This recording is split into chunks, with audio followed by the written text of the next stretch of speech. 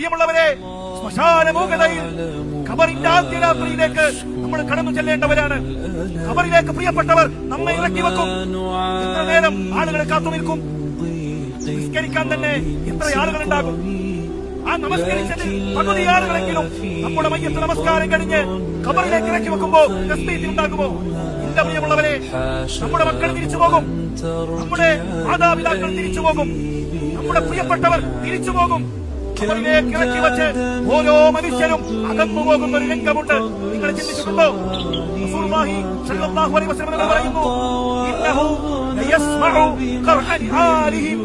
ആ ഖബറിൽ അകന്നു പോകുന്ന മനുഷ്യന്റെ കാലടിയുടെ ശബ്ദം ആ ഖബറിൽ കിടക്കുന്ന മനുഷ്യൻ കേൾക്കും.